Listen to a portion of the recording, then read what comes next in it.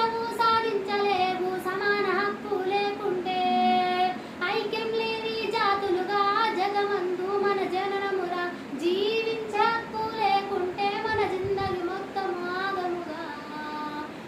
ఓహో సమాజమే సాగదుగా మానవ హక్కులు లేకుంటే